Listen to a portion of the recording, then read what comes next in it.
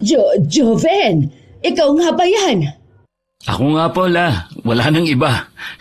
Mano po? Ah, akala ko, sa burol ko na ikaw uuwi dito sa atin eh. Ay, salamat naman at dininig ng may kapalang mga dasal ko. Si Lola talaga. Kararating ko lang burol na agad ang sinasabi niyo. Paano ang huling uwi mo dito nung mamatay ang lolo mo? Pasensya na kayo kung madalang lang akong umuwi dito sa atin. Siya nga po pala, kasama ko ang mag-ina ko. Totoo nga ang sinabi ng pinsan mo na nag-asawa ka na nga daw. May 1 taon na ba ang anak ninyo? Magandang araw po, Lola Emma. 1 taon at kalahati na po ang edad ng anak namin. Siya po pala si Baby Ace. Kay gwapong bata at napakaganda mo naman, iha. Magaling talagang pumili ang apo ko. Salamat po, Lola. Tama po pala ang sinabi ni Joven na ang bait nyo. Bakit ba tayo dito sa labas nag-uusap? Mabuti pang pumasok na muna tayo sa loob ng bahay. Magpapautos na rin ako ng mamemeryenda ninyo. Yun ang unang beses na nakatapak si Myra sa probinsya ng asawa. Sa mainit na pagtanggap sa kanila ng lola ni Jovena, na walang anumang pangamba sa puso ng babae. Habang papunta pa nga lang, ang dami nang naglalaro sa isipan niya kung anong magiging buhay nila. Nang makita nga niya ang lugar, tsaka lamang siya nagkaroon ng ideya. Anong masasabi mo? Mukha namang tahimik ang lugar nyo. Hindi lang yun. Mababait ang mga taga rito. Palibasa nga kasi, mga magkakakilala noon pa. Ibig mo bang sabihin walang mga siga at adik dito? May mangilan-ngilan na siga pero wala ako nababalita ang adik dito. Matagal ka na rin hindi nakakauwi. Baka noon wala pa. Itatanong natin kay Lola mamaya. Aba, mukhang hindi sinusumpong ang anak natin mula kanina. Napansin ko nga rin Tsaka hindi siya umiyak sa lola mo kanina. Hindi siya nangingilala. Mukhang tama nga yata yung sinabi ng kapitbahay natin. Sana nga dito na tuluyang gumaling ang anak natin. Magtiwala ka lang. Gagaling si Ace dito. Ay, humihikab na si Ace. Mukhang inaantok na siya. Patutulugin ko muna ang anak natin, Ako na lang ang maglalabas ng mga pasalubong natin kay Lola. Bumalik na pala si Lola Emma. Lalabas muna ako, Pakisabi, nagpapatulog lang kamo ako ng bata. Lumabas na si Joven dala mga supot ng pasalubong. Ang asawang si Myra naman, inayos ang pagkakahiga sa sahig na may sapi na banig. Sa kanya pa kasi dumidede ang kanilang anak. Nadat na naman ng asawa niya ang lola nito na inilalagay ang mga pagkain sa pinggan. Oh, si Myra at ang apo ko. Pinapatulog po ni Myra yung anak namin. Mula po kasi kanina hindi pa natutulog yung batang yun para bang manghang-mangha kasi sa nakikita. Di ikaw na muna ang magmeryenda. Pinabili ko lang ito sa mga pamangkin mo sa karinderya ni Bebeng. Ay sige po, bigla ako nagutom. Ay, siya nga pala, ito yung pasalubong namin sa inyo. Naku, nag-abala ka pa. Pero salamat na rin at naalala mo ko sa kabila ng marami kang iniisip. Paano po nyo nalaman na marami akong iniisip? Mula pagkabata ako nang nag-alaga sa'yo. Kaya kilala na kita kapag meron bumabagabag sa'yo. Meron nga po. Iyon din ang dahilan kung bakit bigla kaming umuwi dito. Sabihin mo kung ano ang problema. Yung anak kasi namin, mula nang ipanganak hindi nawawalan ng sakit. Ang laki na nga nang nauubos namin pera sa pagpapagamot hindi pa rin gumagaling. Pagkatapos ng isang sakit meron na naman ulit. Isang kapitbahay po nagpayo sa amin na baka gumaling ang anak namin kung itatawid ng dagat. Baka daw po kasi gawa ng taong may lihim na galit sa amin ang karamdaman ng bata. Posible nga yan, Apo. Kung hindi rin maipaliwanag ng doktor kung ano ba ang pinagmumula ng sakit ng anak nyo, titignan ko rin ang bata. Oo nga po pala. Nanggagamot pa rin po ba kayo? Paminsan-minsan na lang kapag hinihingi ng pagkakataon. Sige na, kumain ka muna. Lalabas lang muna ako at titignan ko mga ibinilad kong isda. Pangingisda ang pangunahing hanap buhay ng mga residente sa lugar dahil nga malapit sa dagat. Ang namayapang mga magulang ni Joven ay pangingisda ang kinabubuhay bago nasangkot sa malagim na aksidente sa dagat. At mula nga noon, hindi na rin natagpuan ang kanilang mga katawan. Tulog na ba si Ace? Oo, nagulat nga ako eh. Ang bilis yung nakatulog. Hindi katulad nung nasa Maynila tayo na iyak ng iyak muna bago matulog. Tama nga yata yung sinabi ni Ate Rona. Hindi ko pala nababanggit sa'yo na marunong din manggamot ang lola ko. Mamaya, titignan niya ang anak natin. Joven, magtatagal ba kaya tayo rito? Ang totoo niyan, nang makatungtong ulit ako sa lugar na to, ibang saya na ramdaman ko. Tsaka ngayon ko lang naisip na matanda na si Lola at wala siyang kasama dito sa bahay. Kahit ba sabihin na nasa paligid lamang ang mga kamag-anak namin, iba pa rin kapag may kasama siya rito sa bahay. Kahit saan naman tayo tumira, ayos lang naman sa akin. Basta ang gusto ko may matatag kang trabaho. Ayoko naman kasing maging pabigat pa tayo sa lola mo. Oo naman, maghahanap agad ako ng trabaho. Kung hindi man pwede naman akong mangisda gaya ng tatay ko. Kaya mo bang pumalaot para mangisda? Oo naman. Bago ako nagtrabaho sa Maynila, pumapalaot na ako kasama ang mga tiyuhin ko. Kaya sisiw na lang ang pangingisda sa akin. Basta mag-iingat ka Alalahanin mo yung nangyari sa mga magulang mo. Huwag kang mag-alala. Hindi mangyayari sa akin ang nangyari sa kanila. Hindi mo kasi may aalis sa akin ng mag-alala. Halika na nga muna sa kusina. Kumain ka na habang tulog si Ace. Ang lola mo nga pala. Nasa labas lang siya. Tinitignan yung mga pinapatuyo niyang isda. Sa pagtataka ng mag-asawa, hindi nagligalig ang kanilang anak hanggang gabi. Gumigising lamang si Myra kapag gutom at gustong dumede ng bata.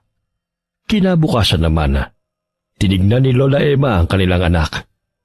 May mga dahon din na pagkatapos bulungan ng matandang babae, ay itinapal niya sa noo ng apo.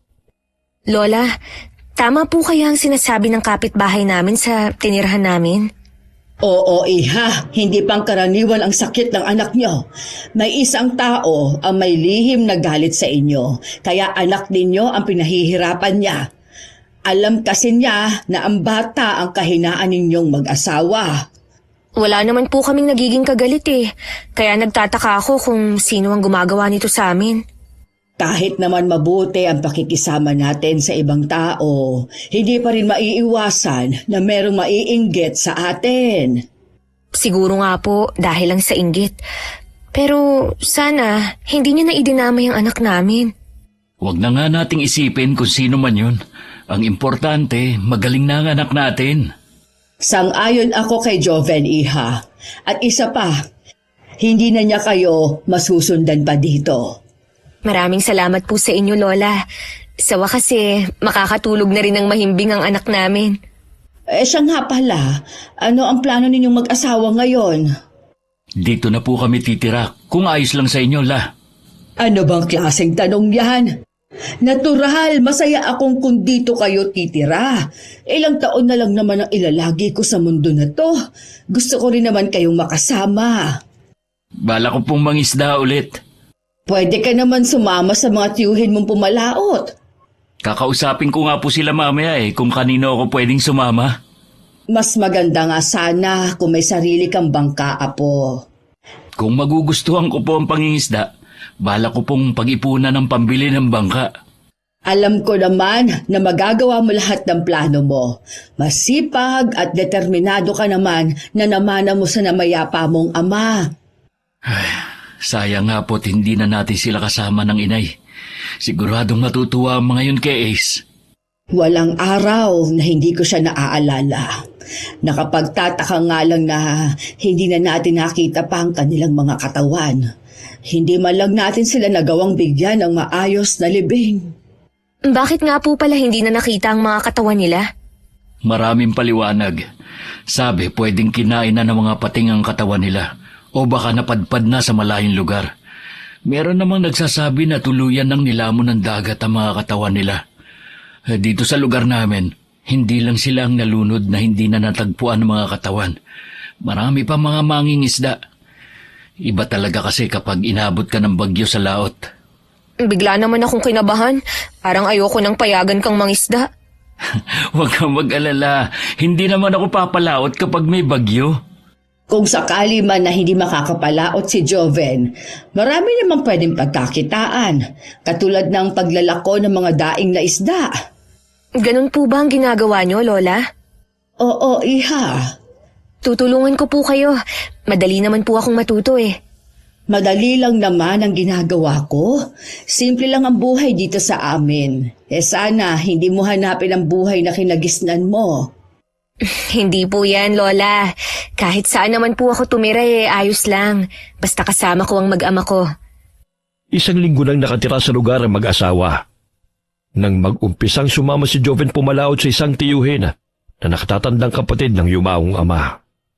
Minsan sa pag-uwi niya, nakakasalubong niya ang isang tiyuhin na isa rin mangingisda at kapatid naman ng kanyang ina. Joven? Ikaw ba yan? Tio Manolo, ako nga po. Kumusta po kayo? Ayos lang. Oh, kumusta ka na rin? Kailan ka pa dumating? Ayos lang naman po. May 1 linggo na po kaming nandito kasama ng mag-ina ko. May asawa ka na pala. Hindi ko nabalitaan Sa Maynila ako na po nakilala ang napangasawa ko. Ganun ba? Ang lola mo, kumusta na? Ayos lang naman po. Hindi po ba kayo dumadalaw sa kanya? Ay, medyo abala kasi ako Kaya matagal-tagal na rin mula nang dumalaw ako sa lola mo. Ngayon na nandun ka na rin, baka makapunta na ako sa mga susunod na araw. Teka lang. Nagbabakasyon lang ba kayo rito o dito na kayo titira? Dito na po kami titira. May trabaho ka na ba? Sumasama po akong pumalaot kay Tio Mike. Kay Mike ka pa talaga sumama, ha? Hindi naman marunong mangisda yun Sayang lang ang pagsama mo sa kanya. Pansin mo, wala kayong kasama kundi kayong dalawa lang. Hindi nga umasensong taong yun Okay naman po ang ilang gabing kasama ko siya sa pagpunta sa laot Dapat sa akin ka na lang sumama. Mas malaki pang kikitain mo. Alam ko kasi kung saan maraming mahuhuling isda. Ganun po ba? Swerte niyo naman po pala. Oo naman. Kaya kung ako sa'yo, sa akin ka na sumama sa pagpalaot sa susunod. Pasensya na po, Tiyong. Hindi ko na po yun magagawa. Nakakahiya naman kay Tio Mike. Sige, ikaw ang bahala. Kumusta na nga po pala si Charuena? Hindi mo pa pala alam. Matagal na kaming hiwalay ng babaeng yon. Ano pong nangyari? Sumama sa ibang lalaki. Pati mga anak namin sinama niya. Pasensya na kayo, Tiyong. Hindi ko alam na ganun pala nangyari sa inyo. Kaya ikaw, ingatan mo ang asawa mo. Mahirap na magtiwala sa mga babae ngayon. Baka matulad ka sa akin. Hindi po gagawin sa akin ni Myra yun. Mahal na mahal ako ng asawa ko. Ako, ganyan din ang sinabi sa akin ni Rowena noon. Pero tignan mo naman, nagawa pa rin niya ako ipagpalit sa ibang lalaki. At ang dahilan niya, ang pagpalaot ko sa gabi. Hindi man lang niya naisip na para din sa kanilang ginagawa ko. Iba-iba naman po ang mga babae. Alam ko po na kami ng anak ko ang prioridad ni Myra. Minsan pumunta ka sa bahay. Tumagay naman tayo. Sige po, kapag may oras ako. Saan po pala kayo pupunta ngayon? Dayo ako sa kabilang sitio. Meron akong pupuntahang kaibigan. Pauwi na rin po ako Hindi ko na po kayo aabalahin.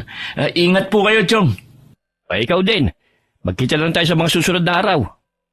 Nang makauwi sa bahay, naabutan ni Joven na mahimbing na natutulog ang anak nila sa duyan, habang abala si Myra sa mga gawaing bahay.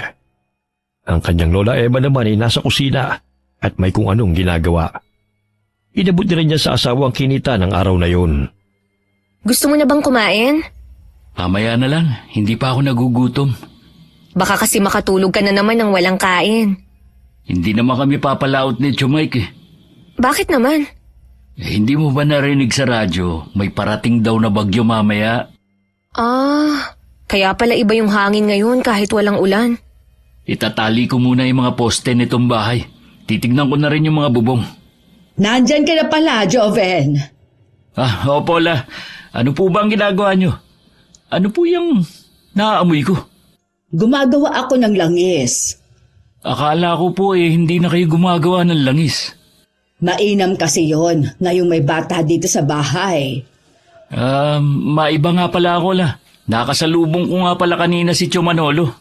Hiwalay na pala sila ng asawa niya. Oo, may ilang taon na rin. Matagal ba kayong nag-usap? Sandali lang po. Pupunta daw kasi siya sa kabilang sitio Malamang doon na naman tatagay ang lalaking yon. Wala na talagang direksyon ang buhay niya. Sa halip na magpahinga na lang sana sa bahay niya at may bagyo, kung saan-saan pa gustong gumala. Baka gusto lang makalimot dahil sa pag-iwan ng asawa niya sa kanya. Kasalanan naman niya kung bakit siya iniwan ni Rowena. Kahit sinong babae, yun din siguro ang gagawin. Huwag niyong sabihin na kinukonsinti niyo pa yung pagsama ni Tia Rowena sa ibang lalaki. Yan ba ang sabi sa'yo ni Manolo, na sumama ang asawa niya sa ibang lalaki? Opo, yun ang kwento niya eh. Hindi lang may kayabangan ng tiyuhin mong yon, kundi sinungaling pa. Ano ba ang tunay na nangyari sa kanila ng asawa niya? Wala ni isa ang magpapatunay na sumama nga sa ibang lalaki si Rowena. Umalis ang pobre kasama ang mga anak nila dahil hindi na matiis ang ginagawa ni Manolo. Iresponsable na nga siya, nananakit pa siya. Hindi ko po alam na nananakit pala siya. Ngayon, alam mo na. Tsaka, kahit kapatid siya ng nanay mo, huwag mong paniwalaan ang lahat ng mga sinasabi niya. Kung noon mayabang na siya, mas lalo na ngayon. Marahan na tumango si Joven sa lola niya. Si Myra naman nanatiling tahimik lamang habang nakikinig. Hindi rin naman niya kasi kilala ang taong pinag-uusapan na maglola. Ilang sandali pa'y bumalik na rin si Lola Emma sa kusina para ituloy ang naudlot na ginagawa. Si Joven naman ay lumabas muna para itali ang mga poste ng bahay at tignan na rin ang mga bubong. Pagsapit ng hapon, sarado na ang buong bahay. Maaga ring nawalan ng kuryente dahil sa malakas na hangin. Nakakatakot naman ang hangin. Parang humuhuni. Kapag matagal ka na rito, masasanay ka rin. Buti na lang madalang na lang magligalig si Ace. Kapag nagkataon baka kanina pa ako natataranta. Nakatulong nga talaga ang pag-uwi natin dito. Alam mo, hanggang ngayon, palaisipan pa rin sa akin kung sino ang may lihim na galit sa atin noon. Mahirap naman kasi yung basta na lang magbintang. Ipasa Diyos na lang natin kung sino siya. Kung sa bagay, may balik naman yun sa kanya. Nasaan nga pala si Lola Emma? Nasa kwarto niya yun, sigurado, nagdarasal. Ganon kasi ang ginagawa niya tuwing may bagyo. Siya nga pala, ngayon ko lang to sasabihin sa'yo. Nung minsan kasi na nasa laot ka, nagising ako ng alanganing oras. Alam mo bang nakita ko sa labas si Lola Emma? Nakatingin siya sa maliwanag na buwan. Bigla tuloy akong kinabahan. Ganon talaga si Lola Emma. Masanay ka na sa mga kakaiba niyang gawi. Ano ba kasi ang ginagawa niya sa labas ng alanganing oras? Hindi ko tuloy maiwasang matakot. Meron kasing paniniwala dito sa amin na kapag bilog daw ang buwan, lumalabas ang mga alagad ng dilim. Malamang gusto lang niya tayong protektahan, lalo na ang anak natin. Ganun ba yun? Pinag-isipan ko pa tuloy ng masama ang lola mo. Naiintindihan ko naman. Sanayin mo na lang na minsan, meron talaga siyang mga ginagawa na kakaiba. Pero kita mo naman kung gaano siya kabait sa inyo. Oo nga mukha lang siyang istrikta. Strikta talaga si Lola Emma. Nagbago na nga lang siya ngayong tumanda na. Hala, lumakas na rin ang ulan. Makakatulog ba tayo nito? Pilitin mong matulog. Pabantayan ko na lang kayo ng anak natin. Matagal din bago nakaramdam ng matinding antok si Myra. Bago pa man tuluyang pumikit, nakita pa niyang tumayo si Joven at tila may kung anong sinisilip sa labas ng bintana. Inabukasan, bumulaga sa kanila ang mga nasirang halaman at nabaling sanga ng mga puno. Marami ding kalat sa buong paligid. Sa kabila ng unos na pinagdaanan, nagpapasalamat pa rin sa isip si Myra dahil wala namang masamang nangyari sa kanila. May trauma na kasi siya dahil sa naranasan nilang hagupit ng bagyo noon na nagpalubog sa buong lugar nila. Isa rin kasi ang bahay nila sa nasira ng bagyo. Habang naglilinis na nga sila sa labas, isang panauhi naman ang biglang dumating. Tansya ni Myra nasa 50 pa lamang ang edad ng lalaki. Nakangiti pang lumapit at tinignan pa siya mula ulo hanggang paa. Ikaw siguro ang asawa ni Joven. Ako nga po. Kamag-anak po ba kayo ni Joven? Oo, ako nga palang tiyong Manolo niya. Kinagagala kitang makilala. Ganon din po ako. Myra, may kausap ka ba? Manolo! Oy, nandito ka pala. Napadaan lang ako. Si Joven po, nandyan ba? Kaaalis lang niya. Pinuntahan niya yung bangka ng tiyuhin niya. Iha, gising na si Ace. Mabuti pang puntahan mo muna. Sige po. Naiwan ko na po kayo. Sige, Iha. Ako na lang bahalang magtuloy sa ginagawa mo dito sa labas. Maganda pala ang asawa ni Joven, no? Oo naman. At mabait pang bata. Swerte nga ng apo ko sa kanya eh. Bakit ka nga pala bigla kang sabulpot dito? Pauwi na po sana ako nang maisipan kong dumaan muna. Nabanggit siguro ni Joven na nagkausap kami kahapon. Kababalik nga lang niya kung ano na ang kasinungalingang sinabi mo. Wala naman po akong sinasabi sa kanya hindi totoo eh. O anong tawag mo sa sinabi mo na sumama sa ibang lalaki ang asawa mo? Totoo naman po na... Tumigil ka na nga! Kalalaki mong tao! Mahilig ka gumawa ng kwento! Ano bang mapapala mo sa ginagawa mong yan? Grabe naman po kayo magsalita sa akin. Para naman pong hindi tayo magkamag-anak. Hindi naman talaga. Dahil kay Joven, kaya lang tayo nagkaroon ng ugnayan. Ganun na rin po yun. Kung wala ka ring magagawang buti sa apo kong si Joven, mabuti pang layuan mo na lang siya. Hindi po pwede yun. Pamangkin ko si Joven. Anak siya ng kapatid ko. Baka nakakalimutan nyo na. Hindi ko nakakalimutan ang bagay na yon. Pero tingin ko, ang pakikipaglapit mo sa kanya, baka magdala lang ng kapahabakan. Grabe talaga kayo magsalita. Diretsahan at walang paligoy-ligoy. Dahil sa tanda kong ito, gusto ko na lang na pinaprangka ang isang tao. Idiretsahin ko na rin po kayo. Pamangkin ko si Joven. Wala akong balak na ipahamak siya. Sana nga. Totoo yung sinasabi mo. Ano po? Tutuloy na ako. Sigurado na marami din pong kalatang bakuran ko. Maglilinis din ako. Hindi na niya narinig pang sumagot si Lola Eva. Hindi naman intensyon ni Myra makinig sa pinag-uusapan nila. Kaya lamang sa tapat ng kwarto nila nag-uusap ang mga ito. Napukaw din ng gusto ang kuryosidad niya sa mga sinabi ni Lola Emma sa tiyuhin ni Joven. Unang kita pa lamang din naman niya sa lalaki. Parang mabigat na ang dugo niya rito. Gusto sana niyang tanungin si Lola Emma nang makaalis ang lalaki. Kaya lamang nauunahan naman siya ng hiya na mag-usisa. Umulan pa rin ang araw na yun, pero hindi na ganun kalakas. Nagpalipas pa ulit ang 2 araw si Joven bago sila pumalaot ng tiyuhin niya.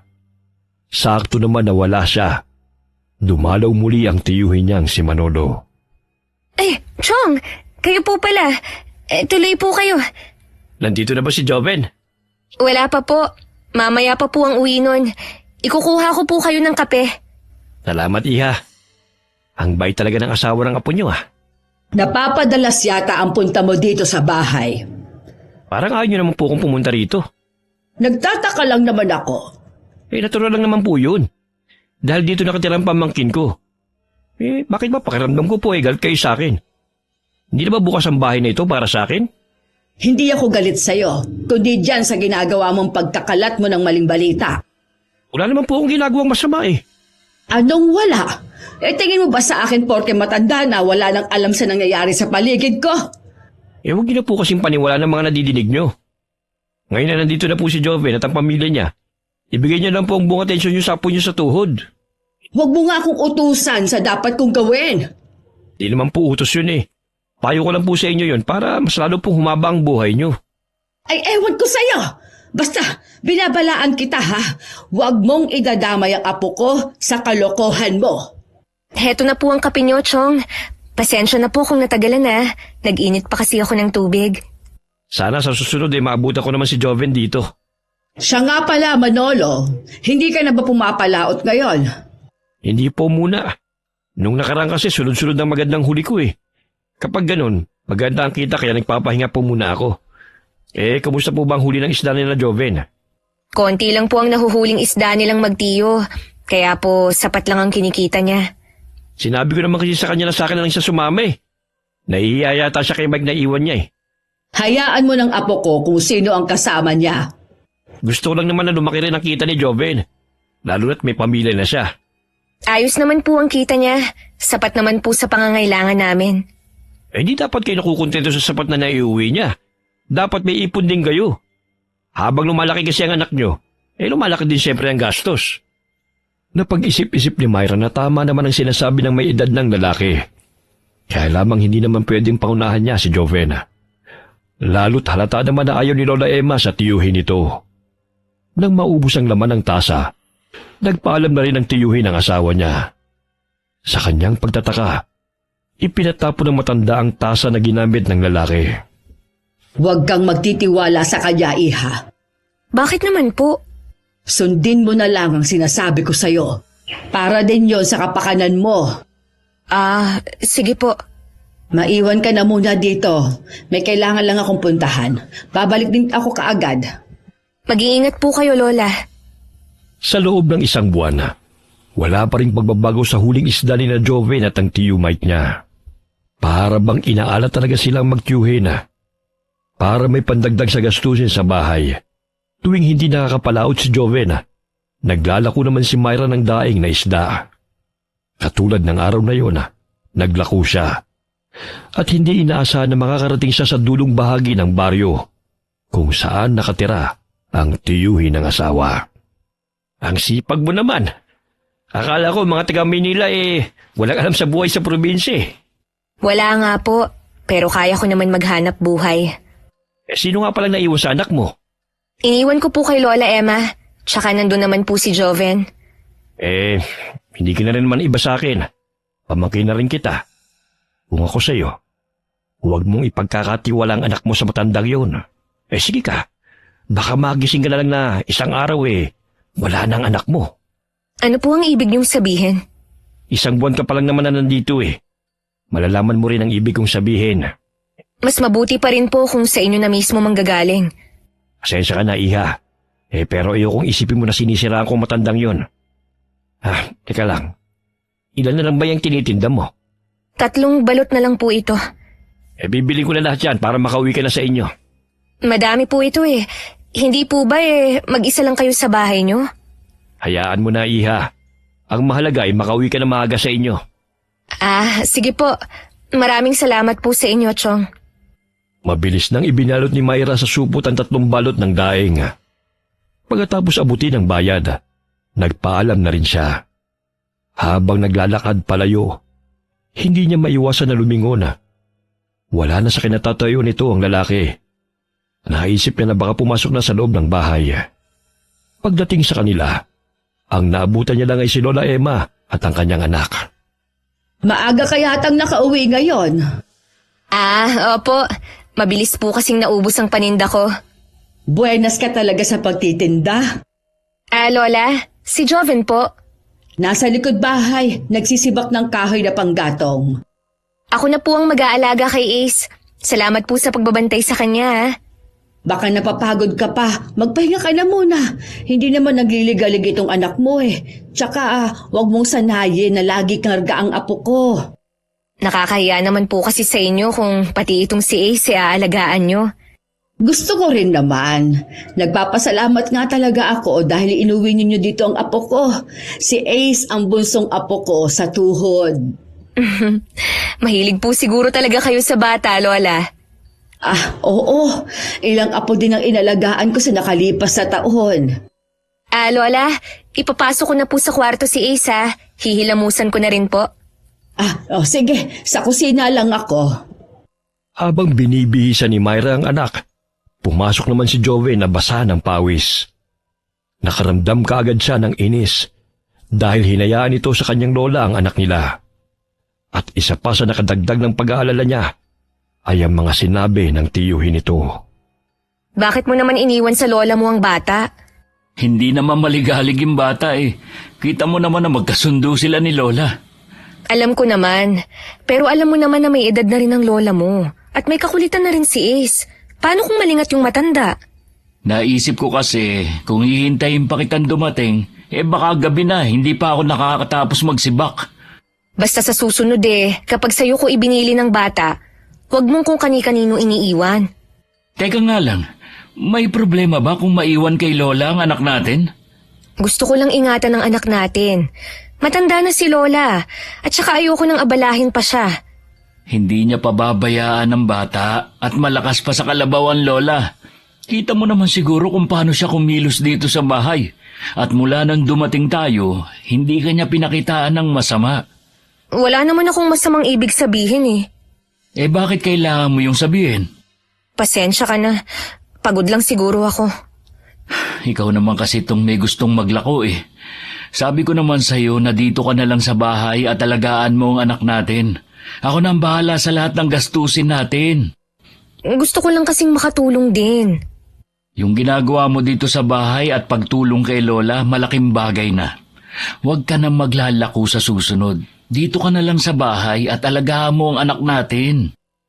Sa kabila ng sinabing yun ni Joven, itinuloy pa rin niya ang ginagawa. Pero mahigpit pa rin niyang bilin sa asawa na siya lamang ang mag-aalaga sa anak nila. May gusto lang din kasi siyang malaman sa mga residente. Nang araw na yun, nalaman nila na asawa siya ni Joven. Sinadya rin kasi ni Myra na ipakilala ang sarili para malaman ang magiging reaksyon nila. Nang malaman nga ng mga tao na taga Maynila siya, nag-umpisa na silang magkwento tungkol kay Lola Emma. Hindi naman ipinahalata ni Myra ang biglang takot na naramdaman. Pagka-uwi sa bahay, gusto sana niyang kumprontahin si Joven pero natatakot naman siya na baka marinig sila ng lola nito at baka hindi rin siya paniwalaan. Oh, masama bang pakiramdam mo, iha? Tamilmil ka kasing kumain. Ayos lang po ako. Medyo busog pa po kasi ako. Kung masama kasi ang pakiramdam mo, meron ako dyan herbal na pwede mong inumin. Naku, hindi na po Lola. Ayos lang po talaga ako. Baka po napagod lang ang asawa ko. Nagpapasalamat nga ako kay Myra. Mula nang siya ang maglako laging ubos ang daing. Hindi nung ako ang naglalako, napakatumal. Minsan pumupunta pa ako sa ibang barangay para lang makaubos. Hindi niyo po yata nabanggit sa akin na nakakarating kayo sa ibang barangay, Lola. Noon pa naman yon, pero nitong huli, dito na lang sa barangay natin. Kapag hindi nauubos, inuulam ko na lang. Bakit hindi po kayo binibilhan ng mga tao? Ay, hindi ko rin alam. Dati naman malakas ang benta ko. Siguro marami na rin kasi ang nagtitinda o gumagawa ng daing na isda. Huwag po kayong mag-alala. Kapag po hindi papalaot si Joven, ako na lang po ang maglalako. Nakakaawa naman po kayo kung ang layo ng nilalakad nyo. Ehersisyo ko na rin naman yon, iha. Manghihina kasi ako kung lagi lang akong nandito sa bahay. Nakakapagtaka nga po eh. Nasa edad nyong yan, malakas pa kayo. Yung mga kakilala ko po kasi, kung hindi may sakit, mga wala na po sa mundo. At sa edad ni Lola, wala pa rin siyang iniindang sakit. Ano po bang sikreto nyo, Lola? Siguro nasa lahi din namin. Tsaka gulay at isda lang ang madalas kong kainin. Bihira lang ang karne. Sana po ganyan din kahaba ang maging buhay namin ni Joven. Malay mo naman, iha. Higitan niyo pa ang edad ko. Mula nang marinig ni Myra ang usapan ng mga tao tungkol sa matandang babae, naging mapagmasid na siya rito. Madalas nagigising siya sa hating gabi na tila merong naglalakad sa may sala. Tuwing sumisilip siya, nakikita niya ang matandang babae na naglalakad habang may hawak na kandilang pula. Nang mga sumunod na araw, naging matumal na ang benta ni Myra, kaya napilitan na siyang ilako ang panindang daing sa kabilang barangay. Hindi rin niya akalain na isa yun sa pagtatalunan nilang mag-asawa. Minsan kasi ginabi na siya ng uwi dahil sa kagustuhan na makaubos ng paninda. Bakit ngayon ka lang? Galing pa kasi ako sa kabilang barangay. Hindi mo man lang ba ako pauupuin? Paano ka naman nakaabot dun?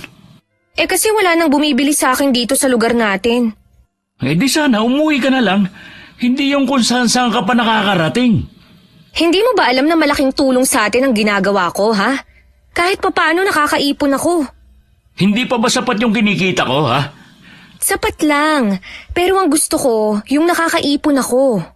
Akala ko ba naiintindihan mo na hindi ganon kaganda ang huli ng mga isda ngayon? Mula nung mag-umpisa kang pumalaot, kahit kailan naman hindi na maganda ang huli nyo ng isda eh. Bakit hindi ka na lang sa tiyo Manolo mo sumama? Baka sakali, lumaki-laki ang kita mo. Nakakahiya naman kung basta ko na lang iiwan si Tio Mike. Kailangan niya ng kasama sa pagpalaot. Ano? Habang buhay na lang ba tayong magsasakripisyo sa maliit mong kinikita? May plano akong maghanap ng trabaho. Hinihintay ko lang na makakuha ng makakasama ang Chong. Kailangan kasi natin maging praktikal. Lalo't may anak tayo. Alam ko naman yun. Huwag kang mag-alala. Gagawa ako ng paraan. Hindi ko naman kayo pababayaang mag-ina eh. Kapag nakakuha ko ng ibang trabaho, titigil ka na sa paglalako mo. Delikado rin kasi na ginagabi ka ng uwi galing sa kabilang barangay. Maliit na sakripisyo lang naman itong ginagawa ko eh. Magpahinga ka na muna. Tulog nga pala si Ace sa kwarto. Magluluto lang ako ng hapunan natin. Nasaan nga pala si Lola Emma? May pinuntahan siya. Napansin ko na panayata ang alis ng lola mo sa gabi. Meron lang siyang ginagamot. Bakit kailangan sa gabi siya manggamot at hindi sa araw? Sa gabi kasi siya lagi pinapatawag eh. At saka wala namang masama kung sa gabi siya manggagamot. Magluto ka na nga. Titingnan ko lang ang anak natin. Lalo tuloy pinagdudahan ni Myra ang dahilan ng pag-alis sa gabi ni Lola Emma. Gustong-gusto na niyang magtapat sa asawa, pero lagi naman siyang pinangungunahan ng pangamba na baka nga hindi siya paniwalaan ito. Hanggang maghapunan sila, hindi pa rin dumarating si Lola Emma. Malalim na ang gabi na maalimpungatan silang mag-asawa sa malakas na kalabog sa labas. Si Joey na lamang ang lumabas. Siya naman ay mahigpit na niyakap ang anak nila na tila gustong protektahan. Lola, ano po nangyari sa inyo? Ayos lang ako, Apo. Hindi po yun na nakikita ko sa inyo. Bakit po may sugat kayo sa braso? Kunin mo na lang ang kahon na kinalalagyan ng mga gamot. Sige po, La. Dadaling ko muna kayo sa kwarto nyo. Kumapit kayo sa akin. Salamat, Apo. Nang maihatid ang matanda sa kwarto, agad na kinuha ni Joven ang kahon na kinalalagyan ng mga halamang gamot. Kumuha na rin siya ng bulak at alkohol. Siya na rin ang naglinis sa sugat ng kanyang lola. Napapangiwi pa sa sakit si Lola Emma tuwing dumadampi ang bulak na may alkohol. Malalim ang sugat nyo, La. Mukhang kalmot to ng malaking hayop pa. May sumalakay ba sa inyo habang pauwi kayo? Meron nga, iho. Pero hindi mabangis na hayop, kundi aswang. Aswang? Nung una, sa kabilang baryo ko lang nababalitaan. Pero nag-umpisa na rin siyang umatake sa lugar natin. Nung huli pong napabalita na may aswang, bata pa ako. Posible po kayang siya rin po yun? Iba ang aswang na yon, iho. Hindi lang siya nambibiktima. Gusto rin niya makapanghawa ng pagiging aswang. May hinala ba kayo kung sino ang aswang na umatake sa inyo? Wala pa, iho. Isang araw, malalaman ko rin kung sinong halimaw na yon. Yung ba mga ginagamot nyo? Mga biktima niya? Oo, iho. Ingatan mo ang mag-ina mo. Huwag mo munang palabasin si Myra. Nakakarating pa naman siya dun sa kabilang barangay. Sinabihan ko na rin siya na huwag na munang maglako. Kaya lang, katuwiran niya kasi kahit papano nakakaipon kami. May naitatabi pa naman ako dyan. Ibigay mo muna sa asawa mo at baka meron siyang gustong bilhin. Huwag na po, La. Sa inyo yun. Sige na, wala pa naman akong paggagamitan eh. Bahala ko na rin nga pong maghanap ng ibang trabaho eh. Baka kasi hindi ako swerte sa pangingisda. Sumusuko ka na ba kaagad? Sapat lang kasi naiuwi ko. May anak po kami ni Myra. Habang lumalaki si Ace, lumalaki rin ang gastusin. Mabilis lang ang panahon. Isang araw mag-aaral na ang anak namin. Kung ano man ang plano mo, nandito lang ako para suportahan ka. Salamat po, La. Alam ko namang lagi kayo nandyan para sa akin at sa mag-ina ko. Nalinis mo na itong sugat ko. Pwede mo nang lagyan ng gamot. Opo, La. Siguradong gagaling na kayo. Alam ko naman na mabisa ang mga herbal nyo eh. Salamat, iho. Balikan mo muna ang mag-ina mo. Magpapahinga na rin ako. Sige po. Huwag muna kayong babangon na maaga bukas ha. Ako na muna ang bahala sa almusal natin. Inumutan pa ni Joven ang kanyang lola bago lumabas ng kwarto nito. Napabalikwas naman ang bangon si Myra nang biglang bumukas ang pinto. Anong nangyari? Si Lola Emma ba yun? Oo, si Lola nga. Ginamot ko muna siya. Ha? Naaksidente ba ang lola mo? Habang pauwi kasi siya, may sumalakay sa kanyang aswang. Hindi ko maintindihan. Aswang baka mo ang sumalakay sa kanya? Oo, mabuti nga may dalang laging pangontra si Lola. Nasugatan lang siya sa may braso. Kumusta naman siya ngayon? Ayos na siya, nagpapahinga na. Tara nang matulog. Teka lang, Joven. Meron akong gustong sabihin sa'yo. Ano yun? May kumakalat kasi dito sa lugar nyo na aswang daw si Lola Emma. Ano? Kanino mo naman narinig na aswang ang lola ko? Sa mga dating suki ko. Kaya nga humina ang benta ko dahil nalaman nila na asawa mo ko eh. Sabi nila, nahawaan daw ng pagiging aswang ang lola mo. At siyang napapabalitang ng aaswang sa kabilang barangay. Pambihira talaga mga tao sa lugar na to. Parang hindi nila naging takbuhan si Lola noong mga panahong may mga sakit sila. Hindi kaya meron lang nagpapakalat ng maling impormasyon sa lola mo? Posible rin. Ngayon, alam ko na kung bakit bigla kang nagbago ng pakikitungo sa lola ko. Naniniwala ka sa mga taong yun. Nakalimutan mo na ba na si Lola ang gumamot kay Ace? Kung meron mang higit na nakakakilala sa lola ko, ako yun. Sana man lang tinanong mo ko. Hindi yung basta ka na lang maniniwala sa mga yun. Patawarin mo ko, Joven. Dapat kay Lola ka humingi ng tawad at hindi sa akin. Matulog na nga tayo.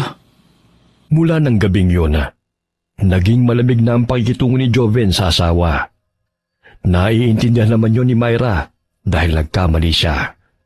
Balak rin niyang kausapin ng lalaki kapag lumamig-lamig na ang kanilang sitwasyon. Pansamantala, hindi na muna siya naglalako ng daing. Inaalagaan niya muna si Lola Emma para makabawi siya rito dahil sa maling bintang. Salamat sa pag-aalaga mo sa akin, Iha. Wala po yun, La. Ang totoo po niyan nahihiya po ako sa inyo. Kaya gusto kong makabawi. Oh, bakit ka naman nahihiya sa akin? Nakagawa po kasi ako ng kasalanan sa inyo. Sabihin mo na kung ano yon. Kasi po, Lola, may kumakalat na aswang daw po kayo. Naniwala naman po ako sa kanila. Matagal ko na yang alam. Inaasahan ko na rin na makakarating sa inyong mag-asawa ang balitang yan. Sorry po, Lola. Hindi ko man lang naisip ang mga ginawa niyong kabutihan sa amin ng anak ko. Huwag mo nang isipin ang bagay na yan. Hindi ako galit. Alam ko naman kung sino nagpapakalat niyan. Gusto niyang ilihis ang katotohanan. Hindi po kaya ang nagpapakalat ang tunay na aswang? Oo, Iha. Nasisiguro ko na yon. Kaya siguro gusto na niya akong patayin ng gabing yon.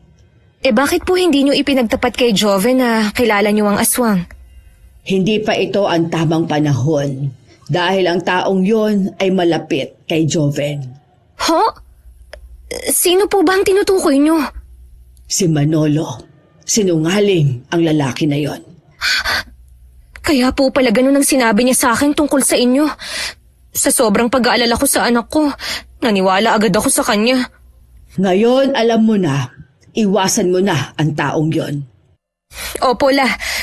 Kaya lang po, paano si Joven? Malaki pa rin ang paniniwala ko na hindi niya magagawang hawaan ang kanyang pamangkin. Lola, aswang na po ba si Tio Manolo sa simula pa lang? Hindi, Iha. Nakausap ko noon ang asawa niyang si Rowena. May palagay daw siyang nahawaan ng kanyang asawa habang nakikipag-inuman noon. Kung saan-saan kasi dumadayo para lang makipag-inuman. Maliban pa doon, sinasaktan din niya ang asawa at 3 anak. Tama lang pala na iwan siya ng pamilya niya. Kung hindi pa natuklasan ni Rowena noon na aswang na ang asawa, baka hanggang ngayon nagtitiis pa rin siya sa piling nito. May pagkamartir din kasi ang babae na yon. Nasaan na po kaya si Tia Rowena at ang mga anak niya? Nasa mabuti silang kalagayan at nasa malayong lugar na hindi na sila masusundan ng asawa. Matanong kita, Iha. Mabuti kahit laking Maynila ka, naniniwala ka sa mga aswang.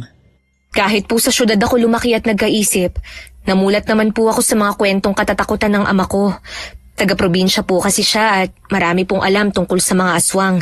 Sayang nga po at maaga siyang nawala dahil sa sakit. Ikinalulungkot ko ang nangyari sa iyong ama. Nabanggit nga ni Jove na wala ka ng magulang at ang dalawa mo namang kapatid may kanya-kanya ng pamilya. Opo, sa kabila po noon nagkikita pa naman po kami. Alam din po nila na uuwi kami dito ni Joven. Kung sakaling maisipan nilang dalawin ka, bukas ang bahay na ito para sa kanila. Maraming salamat po, Lola. Kapag tumawag po sila babanggitin ko. Nang mga oras namang yun naisipan muna ni Joven na dalawin ang tiyo Manolo niya sa bahay nito bago umuwi.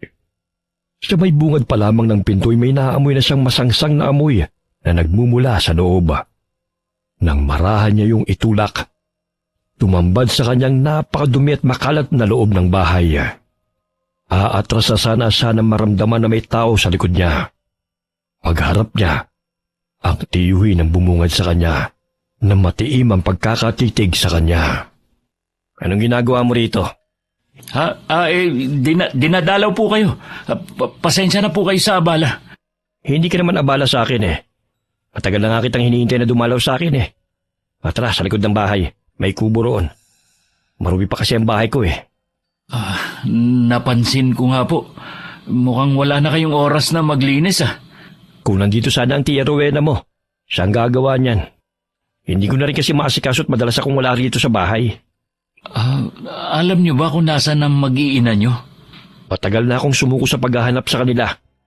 Mahirap hanapin ang mga taong nagtatago. Buti po hindi niyo siya ginaya na naghanap na lang ng kakasamahin sa buhay. Sinubukan ko naman na maghanap ng kapalit niya Pero wala namang magkagusto sa akin. Mabuti pa nga ang alak Hindi ako iniiwan. Magastos nga lang. Yun nga lang po. Ano nga palang gusto mong inumin? Naku, wag na po, Chong. Busog pa naman ako Gusto ko lang po kayong madalaw. Mabuti ka pa. Ang iba kong kapatid at pinsan, parang hindi na nila ako naalala man lang. Hayaan niyo po, kakausapin ko sila. Para ano pa? Hayaan mo sila. Kung hindi na nila ako gustong ituring na kamag-anak. May problema po ba kayo sa mga kapatid niyo? Para kasing kinakampihan pa nila ang asawa ko Natutuwa pa sila na iniwan ako at sumama sa ibang lalaki.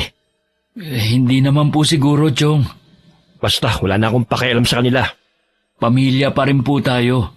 Naniniwala ako na magkakaayos din kayo. Huwag na nga natin pag-usapan pa yan. Kumusta na pala kayo ng asawa mo? Madalas ko nga pala siyang makita sa kabilang baryo Nakakarating siya doon sa paglalako niya ng daing. Parang hindi naman yun ang nakita ko. Ano pong ibig niyo sabihin? Binalaan na kita dati, pero hindi ka nakinig. May nakita po ba kayong hindi magandang ginagawa ng asawa ko? Oo. Nakita ko lang naman siya na nakikipaglandian sa ibang lalaki. Hindi po yan magagawa ng asawa ko. Mahal niya ang pamilyang binuo namin. Ganyan din ang pinanghawakan ko sa asawa ko. Tingnan mo ginawa sa akin. Baka naman po nakikipag-usap lang siya. Hindi ako tanga, Joven. Alam ko ang nakita ko. Sa bagay, kung sasama nga naman siya sa lalaking yon, sigurado na ang pag-agat niya sa buhay. Simang kasi yung lalaking yun at binata pa. 1 buwan pa lang siya nakakawi dito sa atin. Baka po suki lang niya ang lalaking yun. Bahala ka kung ayaw mong maniwala. Nagmamalasakit lang naman ako sa iyo Kakausapin ko na lang si Myra. Kahit kausapin mo siya, sigurado itatanggi naman niya yun Para malaman niya rin po na may alam ako sa ginagawa niya. Ikaw ang bahala. Basta tandaan mo, nandito lang ako para damayan ka. Salamat po, Chong. Kahit papano po alam ko na may kakampi ako. May iba nga pala ako. Kumusta na ang lola mo? Ilang araw ko na kasi siyang di nakikita Samantalang dati maaga pa lang nasa applyan na siya. Nagpapagaling pa po siya ngayon. Nagkasakit pala siya? Sa bagay nga naman, matanda na siya. At marami nang nararamdamang sakit sa katawan. Hindi naman po nagkasakit si Lola. May umatake po sa kanya nung isang gabi habang pauwi siya. Hindi ko maintindihan. Di mo lagi mo yung sinasabi mo? May umatake na aswang kay Lola. Mabuti na lang po, laging handa si Lola. Kalmot lang sa braso ang tinamo niya. May nadidinig nga akong chismis tungkol sa aswang. Pero ayon sa kumakalat na chismis, ang lola mo daw ang aswang. Yan pa nga po ang isa sa nakakagalit sa ibang tao eh. Basta na lang silang maghusga ng kapwa nila. Hindi ba nila naiisip na matagal nang nakatira ang lola dito? Alam naman ang mga taga rito na hindi siya aswang. Mga hindi naman kasi lehitimong taga rito ang mga nagkakalatang chismis na yan eh. Kaya hindi rin nila lubusan na kilala ang lola mo. Lagi ko nga siyang ipinagtatanggol eh. Salamat po sa pagmamalasakit niyo kay lola. Wala yun, iho. Itinuturing ko rin naman na pamilya ang lola mo kahit na madalas niya akong sinusungitan. Ganon talaga si lola. Pero kayo po ang isa sa nakakaalam kung gaano siya kabait. Alam ko naman yun. Pag uwi ni Joven, napansin kagad ng asawang pamumula ng kanyang mukha at ang amoy alak.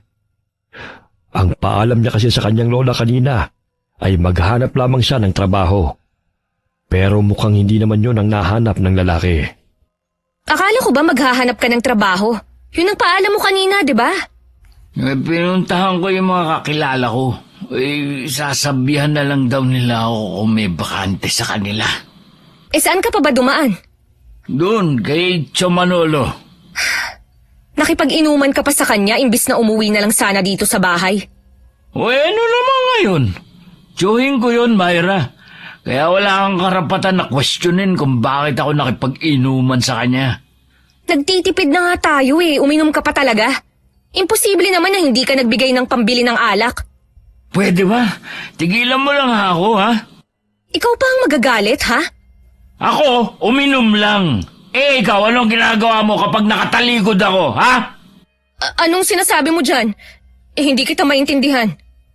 Huwag ka nang magmangmangan pa. Kala mo siguro hindi ko malalaman na nakikipaglandian ka sa ibang lalaki sa kabilang barangay. Ginagamit mo pa kunwari paglalako mo na daing ni Lola. Naghahanap buhay lang ako at hindi lumalandi. Ang kapal naman ng mukha mo na akusahan ako na wala ka namang ebidensya. Ebidensya ba mo? Lagi ka nakikita ni Chomanolo na nakikipaglandian sa sima na yun. Suki ko lang si Jake at wala kaming ginagawang masama. Jake pala pangalan ng lalaki mo, ha? Hindi ko siya lalaki. Tigilan mo na rin ang pagbibintang mo sa akin dahil lang sa kasinungalingan ng tsuhin mo. At si Chong pa pala sinungaling. Sino pala? Ako? Sino pa ba sa tingin mo? Oras na mapatunayan ko lang na niloloko mo nga ako. Hindi mo na makikita ang anak natin kahit kailan. Hindi mo magagawa yan. Ako ang ina at mas higit na may karapatan sa anak natin. Tingnan natin kung may magagawa yung karapatan na sinasabi mo. Oras na mailayo ko ng anak ko sa'yo. Joven! Saan ka pupunta? Bumalik ka dito! Mag-usap muna tayo! Lasing ka! Magpahinga ka na lang kung ayaw mong makipag-usap! Walang nagawa si Myra kundi tanawin na lamang ang asawa habang papalayo. Hindi niya alam kung saan pupunta ang lalaki sa ganong oras. Kahit nagagalit siya, mas nangibabaw pa rin ang pag-aalala niya rito. Lumabas naman ang kwarto niya si Lola Emma. Siguro nagising dahil sa pagtatalo nilang mag-asawa. Narinig ko lahat ng napag-usapan ninyo. Hayaan mo munang humupa ang galit ni Joven. Maniwala po kayo, Lola. Hindi ko niloloko ang asawa ko. Alam ko at naniniwala ako sa'yo. Kagagawa ni Manolong lahat ng ito. Balang araw, pagsisisihan din niya ang ginagawa niya. Bakit po ba ganun si Chong? Bakit gusto niyang sirain ang pamilya ko? Palibhasa nga kasi miserable ang buhay niya at gusto lang niya kayo idamay. Baka naghihiganti rin siya dahil noong mga panahong nagsasama sila ni Rowena hanggang iwan siya nito, nasa babae ang aming simpatya. Kung gano'n naman po ang ugali niya, sino po ba ang kakampi sa kanya? Yun na nga hindi marunong tumanggap ng pagkakamali. Hanggat may masisisi siya, sa iba niya isisisi ang maling nagawa niya. Lola, nag-aalala ako na baka maging katulad niya rin si Joven. Huwag kang matakot, Iha. Ako ang bahala. Oras na may gawin si Manolo sa apo ko, hindi na ako mangingiming kalabanin siya. Mag-iingat po kayo. Hindi siya pangkaraniwang tao lang. Nang mga sumunod na araw, madalas pa rin ang pag-aaway ng mag-asawa. Mula sa maliit na bagay hanggang lumaki na ang isu sa pagitan nila. Sinunod na rin naman ni Myra ang gusto nito na wag nang maglako ng daing para maiwasan na lang ang kanilang pagtatalo. Ngunit lagi pa rin mainit ang ulo ni Jovena. Nang hindi na makatiis, kinausap siya ng kanyang lola. Napansin na rin kasi nito ang pagbabago sa kanyang ugali. Bakit ba palagi mong inaaway ang asawa mo? Sinusunod naman niya ang mga gusto mo para hindi ka magalit. Hindi mo ba nakikita ang sakripisyo ng asawa mo? Away mag-asawa po ito. Huwag na lang po kayong mangialam pa. Baka nakakalimutan mo, nasa loob kayo ng pamamahay ko. May karapatan ako na makialam sa inyo, lalo at hindi na tama ang ginagawa mo. Si Myra po ang dapat niyong pagsabihan at hindi ako. May kalandian ng babaeng yun sa kabilang barangay. Dahil lang sa sinabi ng tiyuhin mo, naniwala ka naman agad. Masigit mo dapat paniwalaan ang asawa mo kaysa sa sinungaling na yon. Hindi mo ba alam, wala na siyang ginawa kundi ang magkalat ng kasinungalingan. Siya rin na nagpakalat na aswang ako sa buong lugar natin. Hindi po magagawa ni Chong na magsinungaling. Matagal kang nawala. Marami nang nagbago. Hindi mo na siya kilala. Bakit ba hindi ka humaharap sa akin, ha? Tumingin ka nga sa akin. Bakit kailangan ko pang tumingin sa inyo? Diyos ko, bakit namumula ang mga mata mo? Ano pong ibig niyo sabihin? Humarap ka sa salamin. Masdan mong sarili mo. Ano nangyayari sa akin, Lola? Wala naman akong ginagawa. Kung gusto mong gumaling, huwag ka munang aalis. May sakit po ba ako? Wala kang sakit. Huwag ka na munang lalapit sa anak mo. Nitong mga huling araw, may nararamdaman ka bang kakaiba? Madalas lang po akong makaramdam ng paghapdi na sikmura. Kahit kakakain lang natin, nagugutom na naman ako. Hindi ko rin po namamalayan na naglalaway ako. Diyan ka lang. Magpapakulo lang ako ng mga halamang gamot. Sa kwarto ni Lola Emma muna naglalagi si Jovena. Kinausap din ng matandang babae si Myra sa tunay na kalagayan ng asawa niya. Naiyak na lamang ang babae sa natuklasan at pwedeng kahantungan ng asawa. Huwag kang matakot. Walang masamang mangyayari sa asawa mo. Marami na akong napagaling na katulad sa kaso niya. Hindi ko lang po kasi maiwasan na matakot, Lola. Ang liit pa ng anak namin eh. Hindi mawawala si Joven sa atin. Kapag ginagamot ko siya, huwag ka na munang pumasok sa kwarto. Bantayan mo na lang ang anak mo sa kwarto ninyo. Pwede ko po bang silipin muna si Joven? Oo naman, iha. Mamaya lang gagamutin ko na siya. Tinungo ni Myra ang kwarto ni Lola Emma at marahan na binuksan ang pinto. Nakahiga ang asawa niya habang nakapikit ang mga mata. Hindi siya sigurado kung tulog ba ito ng mga sandaling yun. Isinara na lang niyang muli ang pinto at saka bumalik sa kabilang kwarto. Naabutan na rin niyang gising ang anak na naglalarong mag-isa. Ilang sandali pa, binalikan na ni Lola Emma ang apo sa kwarto nito. Bumangon ka muna dyan, apo, at inumin mo muna ito. Ano po ito? Bakit ganito ang amoy? Halamang gamot yan. Kailangan mo lang tiisin at napakapait ng lasa niyan pero mabisa. Sige po, Lola. Iinumin ko basta gumaling lang ako. Ang pait nga. Ubusin mo ang laman ng tasa. Makakatulong yan sa'yo. Opo, La. Uubusin ko po. Iinumin ko lahat to kahit nakakasuka pa. Kailangan mo talagang mailabas ang kinain mo nitong mga huling araw. Ilang sandali lang, nakaramdam ng pagbaliktad ng sikmura si Joven. Mula sa kabilang kwarto, dinig ni Myra ang pagsusuka ng asawa. Halos manlupaypay na ang lalaki sa panghihina.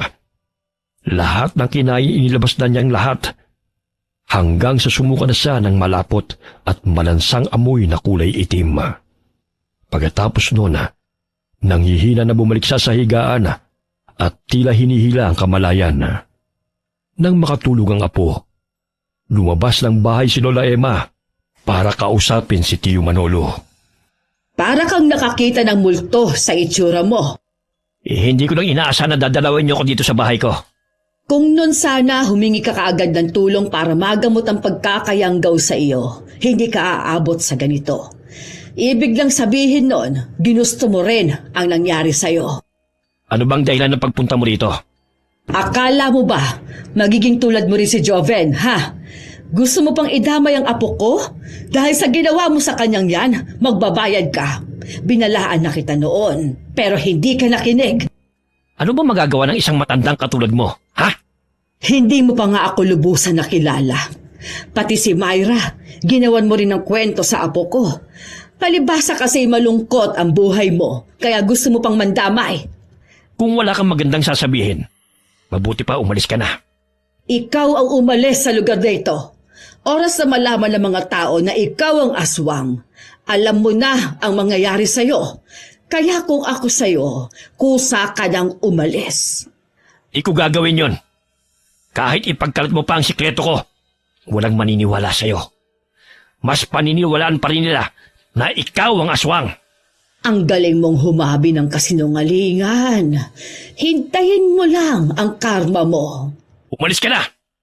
Inaabala mo ako eh. Maghahanda pa ako sa pagpunta sa laot. Totoo nga ang kasabihan. Sa magkakapatid, may lalabas na ibang ugali. Kahit gaano pa kabuti ang pagpapalaki sa kanila ng mga magulang. Matagal ko nang tinanggap na ako ang black sheep sa pamilya namin. At hindi ko yun pinagsisisihan. Meron nga pala akong ipagtatapat sa'yo. Hindi aksidente ang nangyari sa mga magulang ni Joven. May ginawa ko para masira ang bangka nila at abutan sila ng malakas na bagyo sa laot. Walang hiya ka! Sabi ko na nga ba? Noon pa iba na ang kutob ko sa nangyari. Paano mo nagawa ang ganung bagay sa kapatid mo at bayaw? Sabi mo nga iba ako sa magkakapatid. Hanggang ngayon, hindi ako nagsisisi sa ginawa ko sa kanila. Tama lang pala. Nanayanggaw ka dahil masama ka. Oo na! Tanggap ko na isa akong halimaw. Ngayon ko mas naiintindihan ng mga kapatid mo kung bakit kanila iniiwasan. Mga walang kwenta mga kapatid ko, katulad ni ate. Mas kinampihan niya ang asawa ko kaysa sa akin na kadugo niya. Kahit sino naman, kay Rowena, magkakaroon ng simpatsya, maging ang mga kapatid mo. Salamat na lang at hindi nila kinonsente ang ginawa mo. Balang araw makakaganti rin ako sa inyo lahat. Hindi ko hahayaan na mangyari yon. Hindi na ako makakapayag na may masaktan ka pa. Kung bakit kasi hindi pa kita napatay ng gabing yon. Maniwala ka man o sa hindi, masamang damo rin ako, kaya matagal ang buhay ko. Nang makalis si Lola Emma, hindi maiwasan na mapaisip ng malalim si Manolo. May kaba rin siyang nararamdaman sa kung anong pinaplano ng matanda sa kanya. Nang makauwi sa bahay nila si Lola Emma, naabutan niyang natutulog pa rin si Joven. Muli siyang nagpaalam na aalis muli. Hindi na rin naman nagtanong si Myra. Nagbili na lamang siya na huwag magpapagabi sa labas sa matandang babae. Lingid sa kanya, sa dating kubo ng mga ito nagpunta si Lola Emma. Doon niya balak isagawa ang isang orasyon. Niluluko ba na kasi ng matinding pagkapuot ang puso nito dahil sa natuklasang ginawa ni Manolo sa kanyang apo. Nang dahil sa'yo, muli kong huhukayin ang matagal nang nakabaon na madilim na bahagi ng pagkatao ko. Hindi ko gustong kaalaman ko sa barang, pero para sa mga mahal ko sa buhay, gagawin ko ito. Nang magising si Joven, gutom na gutom siya kaya naman kinunan siya kagad ng pagkain ng asawa. Tama nga si Lola Emma. Pagkagising daw nito, matinding gutom ang mararamdaman ng lalaki. Wala pa rin sa mga sandaling yun na matandang babae na labis na ring ipinag-aalala ni Myra. Sabi ng lola mo, ito daw muna ang kainin mong lugaw para hindi mabigla ang tiyan mo. Nasaan nga pala si Lola? Umalis siya kanina at hindi pa rin bumabalik. May importante lang daw siyang dapat gawin. Grabe ang panghihina ko. Pero mas magaan ang pakiramdam ko kaysa dati. Mabuti naman. Sobra akong nag-aalala sa'yo eh. Patawarin mo ako kung napagsalitaan man kita ng hindi maganda nitong mga huling araw. Hindi ko rin maintindihan ang sarili ko kung bakit parang gusto kong makipag-away lagi. Para bang merong nag-uudyok sa akin na magalit. Ngayon na magaling ka na, hindi mo na yun mararanasan pa. Sana naman umuwi na si Lola Emma. Madilim na sa labas Baka naman pauwi na rin siya. Dito ka muna ha. Titingnan ko sa labas kung parating na ba siya. Sige, tulog ba ang anak natin? Oo, nasa kuna siya ngayon. Bago pa man makalabas ng silid na yon si Myra, narinig na nila ang pagbukas ng pinto at pagbungad ni Lola Emma sa silid. Mukha siyang pagod na pagod, pero ngumiti nang makita sila. Buti po Lola, nakauwi na kayo. Kanina pa po namin kayo hinihintay eh. Oo nga po, La. Saan ba kayo galing? Pasensya na kayo kung pinag-alala ko kayo. May inaasikaso lang akong mahalagang bagay. Oh, kumusta na pala ang pakiramdam mo, iho? Ayos na, La. Mabuti na lang nandiyan kayo. Ano po kaya naging sakit ko? Muntik ka nang maging aswang. Nayanggaw ka, iho. Ho? Paano naman nangyari yun? Wala naman ako nakakasalamuhang ibang tao. Hindi naman kasi ibang tao ang nakahawa sa'yo. Huwag niyo pong sabihin na si Tio Manolo ang tinutukoy niyo. Wala nang iba pa. Pinuntahan ko din siya at sinabihan. Huwag ka maniniwala sa mga kasinungalingan niya para sirain kayong mag-asawa. Hindi ko pong maintindihan kung bakit siya nagkaganon. Hayaan na lang natin siya. Sinabihan ko na rin siya na mas maigi kung lilisanin niya ang lugar natin. Ngayon alam ko na kung bakit siya iniwan ng asawa. Isa siguro yun sa dahilan. At maging ang paglayo ng mga kapatid niya sa kanya. Lumalalim na ang gabi. Mabuti pa magpahinga na tayong lahat. Kahit puwete maaga pa rin gumising ng araw na yon si Myra. Naabutan niya na sa kusina si Lola Emma. Nang silipin naman niya si Joven ay mahimbing pa rin itong natutulog. Sinamantala na rin niya yon para makapag-usisa kay Lola Emma. Inulit lang niya kung anong sinabi niya nung nagdaang gabi. Pero pakiwari niya, merong itinatago ang matanda na ayaw lang nitong sabihin. Nang sumunod na araw, pinuntahan ni Joven ang bahay ng tiyuhin pero walang tao roon. Hindi na rin siya nagtangkang pumasok dahil umaalingasaw ang masangsang na amoy mula sa loob ng bahay. Nasaan na kaya siya? Sana naman tuluyan na nga siyang umalis sa lugar na ito. Lingid kay Joven, agad na nagtago ang tiyuhin niya nang maamoy na parating siya. Mula sa pinagkukublihan, lihim siya nitong pinagmamasdan hanggang sa umalis na lamang siya. Sigurado ko na pagaling siya ng kanyang lola. May sakit na din ako. Pero hindi ko alam kung kanino ko lalapit. Sigurado naman kasi na hindi ako gagamutin ng matandang yon. Laylay ang balikat na pumasok na ulit sa loob ng bahay niya si Manolo. Sa gitna ng makalat na silid, nahiga na lamang siya basta at nagkumot. Matinding ginaw kasi ang nararamdaman niya mula kagabi. Nagugutom na rin siya pero lahat ng isinusubo niya ay isinusuka din niya. Kahit ang hilaw na karne hindi na tinatanggap ng sikmura niya. Pakiramdam niya sa gutom siya mamamatay. Hindi rin niya maintindihan kung bakit may mga buhay na insekto ang lumalabas sa kanya. Nakita mo ba sa bahay niya ang tsuhin mo? Hindi. Hindi rin siya pumalaot dahil nandun lang yung bangka niya. Hindi kaya umalis na siya sa lugar natin? Nararamdaman ko na nandito pa rin siya.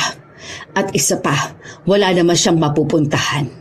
Kinausap ko rin yung mga kapatid niya. Matagal na pala nilang itinakwil bilang kapatid si Tio Manolo.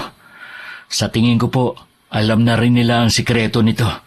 Siguro nga, iho. Huwag ka na ulit pupunta sa bahay niya, ha? Gusto ko lang naman siya makausap sa huling sandali. Para saan pa? Alam na natin na siya ang aswang. Hayaan na lang natin siya. At baka yung pagpupumilit mo pa ang magpahamak sa'yo. Tiyuhin ko pa rin po siya. Kahit papano, naging mabuti siya sa akin. Hindi ko maiwasan na mag-alala sa kanya. Baka tuluyan ng mawalang natitirang awa sa'yo oras na malaman mo ang ginawa niya sa iyong mga magulang. Ano pong ginawa niya? Sinabotahe niya ang bangkang de motor na gamit ng mga magulang mo para masira at yon ang dahilan kung bakit sila inabot ng bagyo sa laot. Nagawa yun ni Chong? Samantalang naging mabuti sa kanya mga magulang ko. Sila ang bumili ng bangka niya para makapangisda siya. Tapos, yan pa ang gagawin niya? Ang sama niya. Muling umalis ng bahay si Joven. May hinala si Myra na hahanapin niya ang kanyang tiyuhin. Gusto sana niyang sundan ang asawa. Kaya lamang may sinat ang anak nila at hindi niya basta maiwan. Baka pupuntahan niya si Tio Manolo. Baka po magpang-abot sila. Kahit magkita pa sila, hindi na rin makakalaban pa si Manolo sa apo ko. Nakalimutan niyo na po ba? Halimaw ang taong yun. Alam ko, Iha.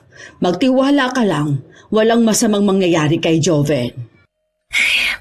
Sana nga po. Pero hindi ko pa rin maiwasan mag-alala eh.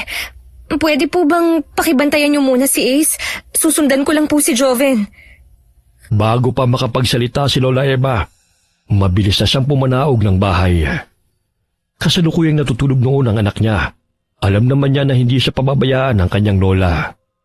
Tuloy-tuloy na siyang naglakad papunta sa bahay ni Manolo. Malakas ang kutob niya na naroon si Joven. Naabutan pa ni Joven ang kanyang tiyuhin na balot ng kumot. Tinanggal niya ang kumot na nakatakip dito at saka pinitsarahan. Kita naman ang takot at pagkalito sa mukha ng tiyuhin. Paano mo nagawa yun sa mga magulang ko, ha? Ang sama mo! Kapatid mo ang inay! Sinabi sa'yo ng lola mo?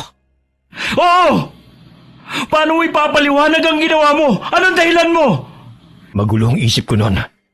Nagagalit ako. Kasi mas kinakampihan nila si Rowena kaysa sa akin. Dapat lang dahil sinasaktan mo ang asawa at anak mo. Hindi ka na naawa sa kanila. Tapos palalabasin mo na sila ang masama. Eh ikaw naman ang gago! Bakit kailangan mo pang pumunta rito? Hindi mo na rin naman maibabalik ang buhay ng mga magulang mo. Alam kong hindi na. Gusto ko lang makita kung nagsisisi ka ba sa mga ginawa mo. Kung gusto mong marinig ang paghingi ko ng tawad, sige, patawarin mo ako. Siguro naman magiging masaya ka na. Wala ka talagang kwentang tao! Anong gusto mo? Yung galing sa puso? Hindi ko nga alam kung may puso pa ba ako eh. Sa nakikita ko sa'yo, may sakit ka na. Baka karma na yan sa'yo. Huwag ka mag-alala. Hindi ako hihingi ng tulong sa'yo. Baka magkaroon pa ako ng utang na loob sa'yo. Sa bungad pa lamang ng pintuan, napatakip na ng ilong si Myra. Para kasing babaliktad na ang sikmura niya sa masangsang na amoy na nalalanghap niya na nanggagaling sa loob ng bahay. Balak na sana niyang umalis nang maulinigan niyang meron nag-uusap sa loob at nabusesan rin niya si Jovena. Agad siyang pumasok at tumuloy sa kwarto kung nasaan ang dalawa. Joven? Ayan na pala ang sundo mo eh. Sayang, hindi ko kayo napaghiwalay na dalawa. Hindi kami kayang paghiwalayin ng mga kasinungalingan mo. Tandaan mo yan. Mabuti pa. Umalis na tayo sa bahay na ito. Baka tayo naman ang magkasakit. Umalis na nga tayo. Joven, sayang hindi ka naging katulad ko na aswang. Iba kasi ang pakiramdam kesa maging ordinaryong tao lang. Magkaiba tayo. Hindi ako katulad mo. Hindi pa man nayayanggaw. Halimaw na. Grabe ka naman. Ganun ba talaga ang tingin mo sa akin? Lumabas na tayo. Huwag mo na lang siyang pansinin pa. Hanggang makalabas ang mag-asawa ng bahay, ay dinig pa rin nila ang malakas na tawa ni Manolo. Para bang nasisira na ito ng bait. Nang masdan nga siya ni Myra kanina, alam niyang may sakit ang lalaki. Palagay ko, may malubha siyang sakit. Wala akong pakialam. Baka epekto na rin ang pagkain niya ng hilaw na karne. Sa kabilang banda naaawa rin ako sa kanya. Napansin mo ba? Inuuod ang mga sugat niya sa katawan. Buong paligid niya puro mga insekto. Nakita mo naman kasi ang buong paligid niya. Huwag ka nang magtaka pa. Hindi mawala sa isip ni Myra mga nakita sa bahay ng tiyuhin ng asawa niya. Naging tamilmil tuloy siyang kumain ng hapunan. Kinabukasan, sumama ulit na pumalaod si Joven sa tiyuhin habang hinihintay niya ang tawag sa inapreyang trabaho. Habang sila Myra at Lola Emma ay nasa bahay, sinabi ng una mga nakita at ang palagay niyang may sakit si Manolo. Yon ang parusa sa kanya dahil sa kasamaan niya. Hindi niyo po ba siya gagamutin? Paano ko gagawin yun, Iha, sa taong pumatay sa anak ko at manugang? Wala rin naman bisa ang gagawin kong panggagamot dahil galit ako sa kanya. Ganun po ba? Hayaan na lang natin kung anong magiging kapalaran niya. Sana naman po pagsisihan na niya ang mga ginawa niyang kasalanan bago mahuli ang lahat. Habang nag-uusap na ang dalawa, nakarinig sila ng malakas na tawag sa labas ng bahay. Nagkatinginan pa sila bago nagpatiunan ng tumayo si Myra at saka sumilip sa bukas na bintana. Si Manolo ang nasa labas. Para na itong taong grasa dahil sa itsura. Marumi at sira-sira ang damit na suot. Pinalilibutan din siya ng mga langaw dahil sa mga sariwang sugat sa katawan. Hindi na rin tuwid ang kanyang pagkakatayo. Lola, si Tio Manolo po ang tumatawag. Lumabas ka dyan, tandang Emma! Harapin mo ko! Anong kailangan mo, Manolo? Hindi mo ba nakikita ang kalagayan ko? Kailangan kong tulong mo. Gamutin mo ko. Hindi kita matutulungan. Humanap ka na lang ng ibang manggagamot. Ayaw na nila akong tulungan dahil naamoy na nila kung ano ang pagkatao ko. Hindi ko na problema yon. Umalis ka na. Huwag kang manggulo dito. Hindi ako aalis dito hanggat hindi mo ako ginagamot. Kung kinakailangan, luluhod ako. Tinotoo nga ni Manolo ang sinabi niya na hindi aalis sa tapat ng bahay. Hanggang dumating si Joven ay naroon pa rin siya. Nag-usap ang maglola kung ano ang magandang gawin sa lalaki. Sana hanggang ngayon buhay pa rin ang mga magulang mo kung hindi dahil sa ginawa niya. Nagagalit din ako dahil sa muntik ka na niyang hawaan. Matanda na rin naman ako. Pwede ako magpatawad at kalimutan ang lahat o hayaan ko na siyang magdusa hanggang mamatay siya. Galit pa rin po ako sa kanya at hindi ko alam kung mawawala yon. Pero ayokong mabuhay na puro galit ang nasa dibdib ko. Pero hindi siya maaaring magtagal dito. Kailangan niya magpakalayo-layo para wala na siyang mabiktima pa. Mapapagaling ko ang karamdaman niya, pero hindi ang pagtayang daw niya. Minsan kaming pumalaot ni Tio Mike. Meron siyang tinuro na isang isla. Sabi niya, wala daw nakatira sa lugar na yon. Pwede dun si Tio Manolo. Kung ganon, kausapin mo siya at ibigay ang kondisyon. Lumabas si Joven ng bahay para kausapin ang tiyuhin niya. Kahit siya na ginawa ng masama, ay nakaramdam pa rin ang habag dito. Hanggang tuluyan na naglaho ang galit sa puso niya. Akala ko hindi mo na ako haharapin. Maawa ka sa akin. Tulungan mo ako. Alam ko naging hambog ako. Dahil akala ko malakas na ako. Dahil may dugo ng aswang ang nananalaytay sa ugat ko. Hirap na ako. Gagamutin ka ni Lola pero kailangan mo umalis sa lugar na ito. Doon ka titira sa malayong lugar na hindi ka makakapinsala sa mga tao. Hindi ko alam kung saan ako pupunta. Meron akong alam na pwedeng pagdalan sa'yo. Kailangan mong pumayag dahil yun lang ang kondisyon ni Lola sa'yo. Sige, paig na ako. Basta pagalingin lang ako ng lola mo. Ginamot nga ni Lola Emma ang tiyuhin ng apo. Nang malakas na siya at kaya na niya ang sarili, hinatid na siya ni Joven sa isang isla na sinasabing walang nakatira kundi mga ligaw na hayop. Nandito na tayo, Chong. Alam ko nga ang lugar na ito. Minsan kapag nasa laot ako, natatanaw ko nga ito. Sinasabi nila na misteryoso ang isla na ito. Alam kong magagawa niyong manirahan ditong mag-isa. Pasensya na, Chong. Kailangan ko na umalis. Joven, sana mapatawad mo ko sa lahat ng mga nagawa kong kasalanan. Huwag ka sana makonsensya na dinala mo ko dito. Tama ang lola mo na hindi na ako pwedeng makisalamuha sa mga ordinaryong tao. Kapag nasa kaanyuhan kasi ako ng pagiging aswang, hindi ko na alam ang ginagawa ko. Tama lang ang lugar na ito para sa akin. Ipanatag niyo po ang kalooban niyo. Pinatawad ko na kayo. Habang lula ng bangka at palayo sa isla, nanatiling nakatanaw si Joven sa tiyuhin na nakatayo pa rin sa dalampasigan. May lungkot man siyang nararamdaman, batid niyang yun ang tamang gawin. Pagkalipas ng maraming taon, naging tahimik naman ang pamumuhay ng mag-asawa. Mangingisda pa rin si Joven, pero may sarili na siyang bangka. Dalawa na rin ang anak nila at kasalukuyang nag-aaral sa elementarya. Noong nakaraang taon lang, Binawian na ng buhay si Lola Emma dahil sa katandaan na. Bago siya tuluyang mamaalam, ipinagtapat niya na siya rin ang nagbigay ng sakit kay Manolo noon sa pamamagitan ng baranga. Sa nakalipas na taon, wala na rin nakakaalala pa sa tiyuhin na yun ni Jovena. Minsan daw natatanaw pa rin niya ang isla kung saan niya ito dinala. Pero kahit na kailan, hindi siya nagtangkang lumapit doon. Nangako pa sila noon na hanggang kamatayan, magiging lihim ang pagdadala niya sa tiyuhin sa isla na yon. Okay, sana po nagustuhan niyo ang kwento natin ngayon. Shout out po tayo sa isa sa pinakamakulit na mag-comment sa Ingkong. Hi po kay Kimpi Feliciano. Kamusta? Kimpoy, Champoy. Hi po kay Vivian Leasing from Tagaloan, Misamis Oriental. Hi kay Wideline Moring.